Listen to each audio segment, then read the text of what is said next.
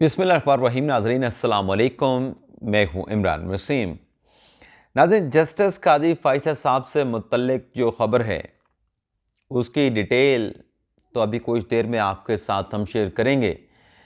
इससे पहले नाज़रीन, जो सुप्रीम कोर्ट में फ़ौजी अदालतों के ख़िलाफ़ मुकदमा है और आप जानते हैं कि कल जस्टिस इजाज़ुल एहसन की सरबराही में 5 रुकनी बेंच इस केस की समाअत करने जा रहा है। आखिरी समाअत 3 अगस्त को हुई थी और अगस्त गुज़र गया, सितंबर गुज़र गया और अक्टूबर की 23 तारीख को तकरीबन 3 माह के बाद या 2 माह 20 दिन के बाद इस केस की समाअत होने जा रही है। तो कल की समाअत से नाज़रीन 24 घंटे पहले 3 बड़ी अहम डेवलपमेंट्स हुई हैं।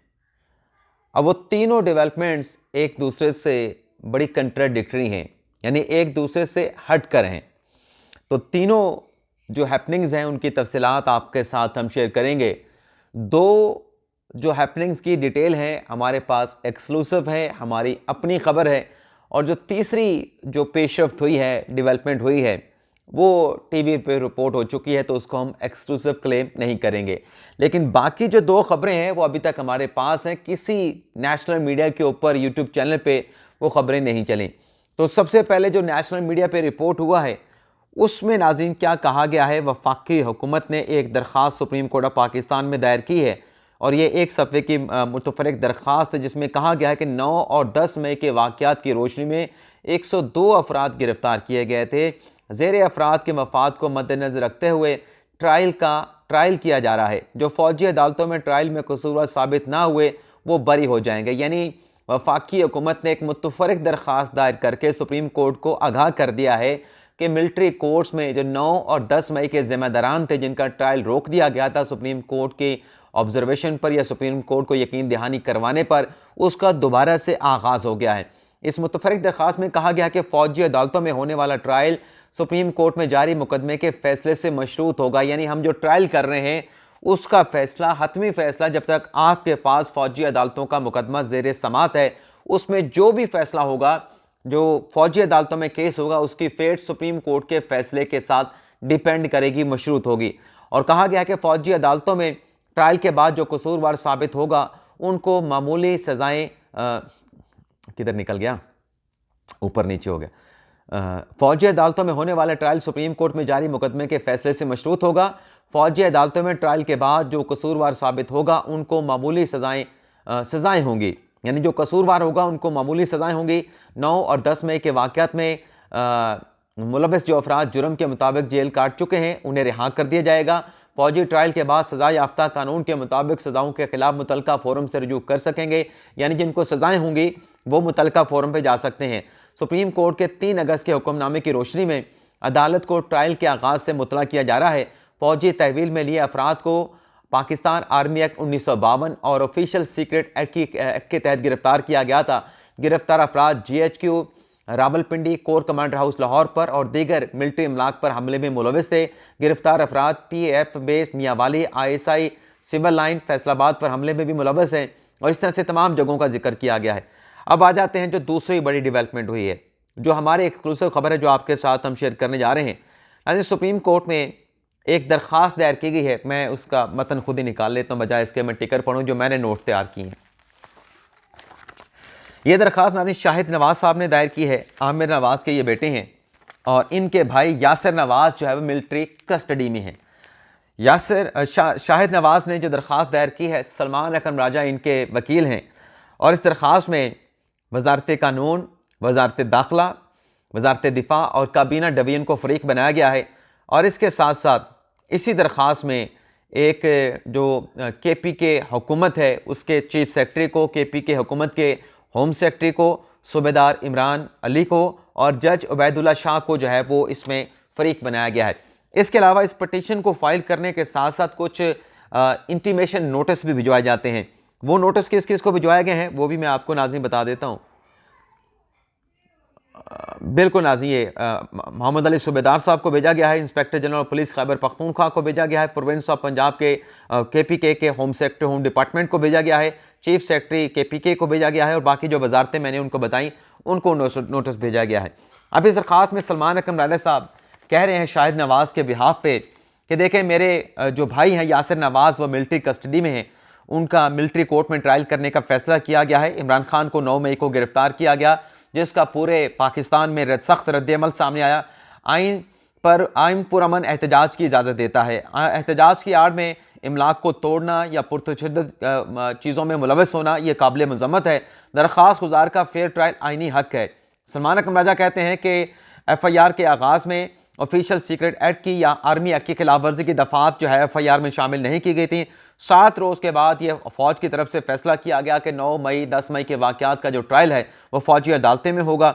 उस फैसले की वफाकी हुकूमत ने एंडोर्समेंट कर दी और मिलिट्री अथॉरिटी के जो हवाले किया गया है 102 अफराद को, दरअसल ये कानून को और जो स्टैट्यूटरी जो प्रोविजन होती है उनको फॉलो नहीं किया गया। तो जो लोग मिलिट्री अथॉरिटी के हवाले किए गए ATS अदालतों से वो खिलाफ कानून था। इस फैसले को जो है वो कलअदम करार दिया जाए। और आगे चल के कहा गया कि आइन जो है वो मिलिट्री अथॉरिटी का जो अदालती में जो ट्रायल हो रहा है उसमें गारंटी देता है फेयर ट्रायल की, और पुरअमन वक्त में सिविलियन का जो ट्रायल फौजी अदालतों में हो रहा है इसको भी क्वेश्चन किया गया है। तो इस दरख्वास्त में कहा गया कि जो मिलिट्री अदालतें कायम की गई हैं वो गैर आइनी गैर कानूनी हैं, और जो ट्रायल शुरू हो चुका है, खदशा इस बात का कि ट्रायल शुरू हो चुका है तो ट्रायल को फिलहाल जब तक सुप्रीम कोर्ट में फैसला नहीं होता वहाँ पे मिलिट्री कोर्ट्स में जो चलने वाला ट्रायल है उसको रोक दिया जाए, और जो फैसला हुआ है फौजी अदालतें बना के सिविलियन का ट्रायल करने का, वफाकी हुकूमत का फैसला, फौजी हुकूमत का इस हवाले से फैसला, फौजी मतलब पाक फौज का फैसला, उसको कलअदम करार दिया जाए। और आर्मी एक्ट के सेक्शन 21D2 और सेक्शन 59 का सबका 4 जो है इसको भी गैर आइनी गैर कानूनी करार दिया जाए, और जो कस्टडी है मिलिट्री अथॉरिटी के पास सिविलियन की उसको भी गैर आइनी, और जो ट्रायल शुरू किया जा रहा है उसको भी गैर आइनी गैर कानूनी करार दिया जाए। एक तो नाज़रीन ये डेवलपमेंट हुई है। अब इससे हट के नाज़रीन जो सबसे बड़ी खबर हमारी, ये भी बड़ी खबर है कि ट्रायल की सस्पेंशन की दरख्वास्त आई है उन लोगों की तरफ से जो ट्रायल का वहाँ पे सामना कर रहे हैं, और वो ये कहते हैं कि हमारा ट्रायल जो है वो आम अदालतों में तो हो सकता है लेकिन फौजी अदालतों में नहीं हो सकता। लेकिन इससे नाज़रीन बड़ी डेवलपमेंट ये है कि 10 ऐसे अफराद, मैं नाम आपको बता देता हूँ, उमर मोहम्मद, इजाजुल हक, मोहम्मद राशिद, अब्दुल सत्तार, राशिद अली, फैसल इरशाद, हसन शाकिर अब्दुल्ला, ये नाज़रीन 9 वो शख्स हैं जिनका ट्रायल हो रहा है मिलिट्री अथॉरिटी में फौजी अदालतों में, या जिनको ज़ेर हिरासत है मिलिट्री अथॉरिटी के, और ये सब्जेक्ट हैं 9 और 10 मई के जो वाक़यात हैं। ये गुजरांवाला से गिरफ्तार हुए थे, ये लाहौर से गिरफ्तार हुए थे, ये चारसदा से गिरफ्तार हुए थे, यानी KP और पंजाब के ये 9 लोग हैं जिन्होंने सुप्रीम कोर्ट में बाकायदा दरख्वास्त दायर की है। अब दरख्वास्त किस मामले पर नाज़रीन दायर की गई है? ये दरख्वास्त फौजी अदालतों का जो केस चल रहा है उसमें दायर की गई है। इस दरख्वास्त में नाज़रीन ये 9 के 9 ये लोग हैं जो अक्यूज़ हैं 9 और 10 मई के वाक़यात के हवाले से। ये दरअसल सुप्रीम कोर्ट से कह रहे हैं कि फौजी अदालतों का मुकदमा आपके पास ज़ेर समात है। 9 मई के वाक़े के बाद मिलिट्री अथॉरिटी ने हमें हिरासत में लिया। मिलिट्री अथॉरिटी ने दौरान हिरासत हमारे साथ कोई तशद्दुद नहीं किया। ये कहते हैं कि मिलिट्री अथॉरिटी का जो हमारे साथ ट्रीटमेंट था, जो सलूक था, वो खिलाफ तवक्को था। और आगे चल के ये कहते हैं 9 के 9 अफराद, जो इनकी 9 दरख्वास्तें भी मेरे पास मौजूद हैं, कि मिलिट्री अथॉरिटी से हमें इंसाफ का मुकम्मल यकीन है। यानी जहां वो लोग जो सब्जेक्ट नहीं है मिलिट्री अथॉरिटी का, जिनका ट्रायल नहीं हो रहा, गैर मुतल्लिका लोग दरख्वास्तें लेके आए हैं, सोशल एक्टिविस्ट हैं, साबिक चीफ जस्टिस हैं जवाद ख्वाजा साहब, इमरान खान की दरख्वास्त है, दीगर लोगों की दरख्वास्त है, एक मुतासरा शख्स सुप्रीम कोर्ट में आया था इन 9 दरख्वास्तों से पहले, जो कि जुनेद रज़ाक थे, जिनके बेटे का जो है वो मिलिट्री अथॉरिटी में ट्रायल हो रहा था।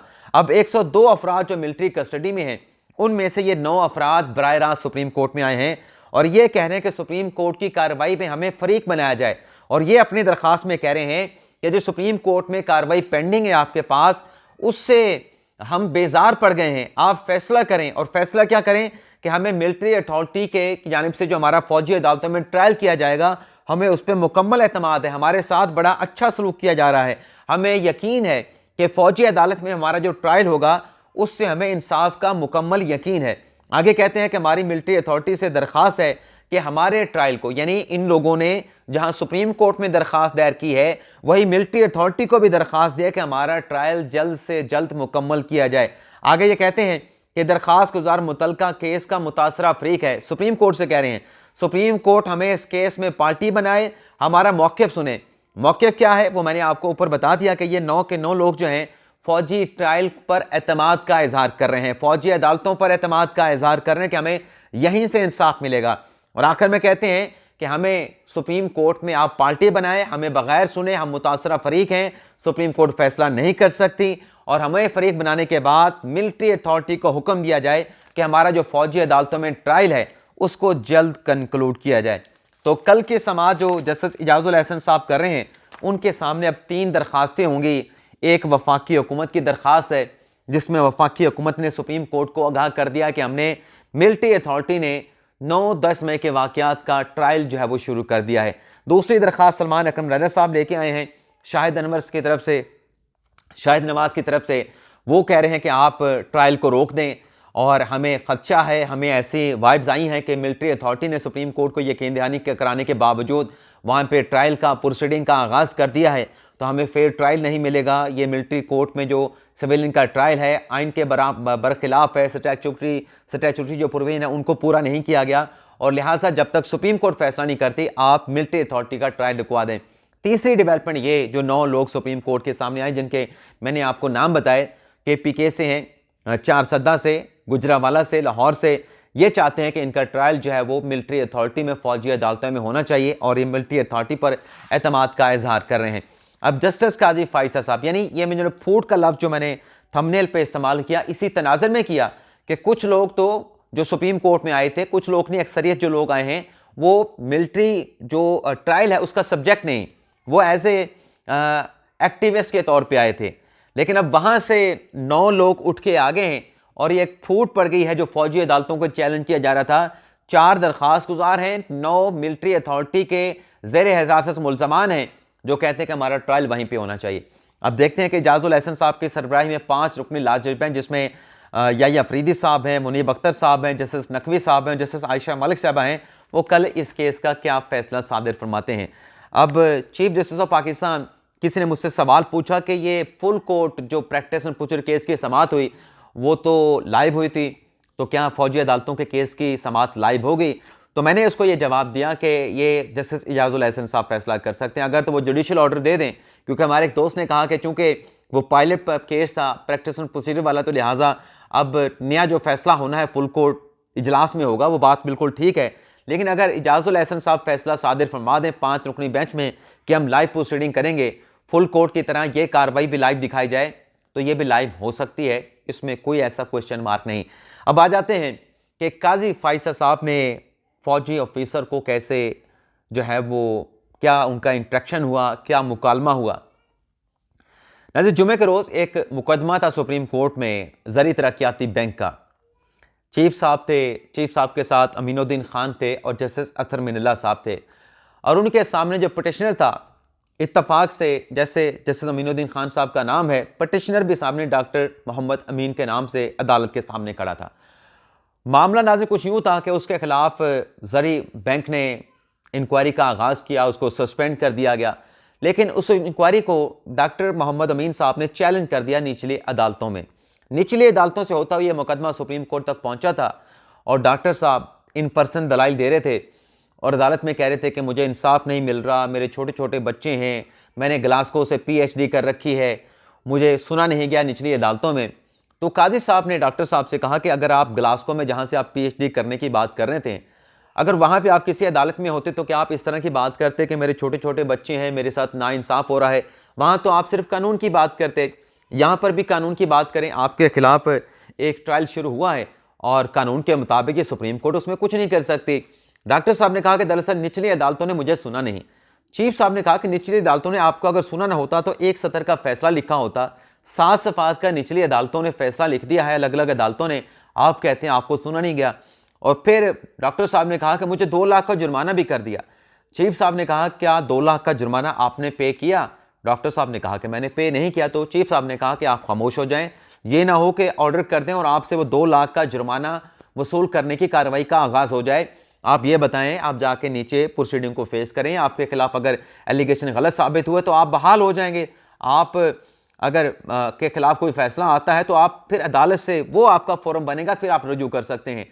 और फिर चीफ़ साहब ने उनसे पूछा कि आपकी दरख्वास्त को वापस कर दें या फिर हम डिसमिस कर दें।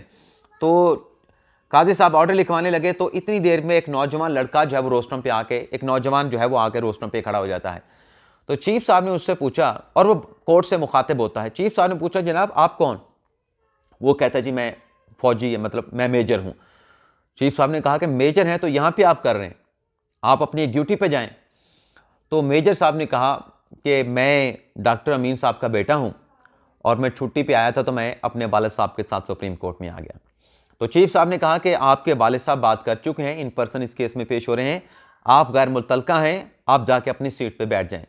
लेकिन मेजर साहब ने फिर बात करने की कोशिश की। तो चीफ़ साहब ने कहा कि अगर आपने बात करनी है तो पहले अपने वालिद साहब से पावर ऑफ अटॉर्नी ले लें, फिर आप बात कर लें। तो और अगर आपके पास पावर ऑफ अटॉर्नी नहीं है तो फिर आप सीट पे जाके बैठ जाएं। तो फिर उन्होंने कुछ बात की तो चीफ़ साहब ने कहा कि हमने आपसे कहा है ना कि आप अपनी सीट पे जाके बैठ जाएं। तो वो मेजर साहब तो चीफ़ साहब ने कहने पे सीट पे बैठ गए, लेकिन उसके बाद फिर उनके वालिद साहब जो है उन्होंने आवाज़ ऊंची करके वहाँ पे कहना, मेरे साथ इंसाफ नहीं हो रहा, मेरे साथ नाइंसाफ़ी की जा रही है। तो चीफ़ साहब ने कहा कि समझदार जो लोग होते हैं वो इखलाकियात के तहत आवाज़ इस तरह से नहीं बोलते, तो आप ये दरख्वास्त वापस ले लें, आपके लिए फ़ायदा है। तो जनाब ने फिर वो दरख्वास्त जो है वापस नहीं ली तो सुप्रीम कोर्ट ने डिसमिस कर दी। तो ये एक सुप्रीम कोर्ट में अहम केस की समाअत हुई जिसका अहवाल आपकी खिदमत में पेश किया। इजाज़त चाहते हैं। अल्लाह हाफ़िज़।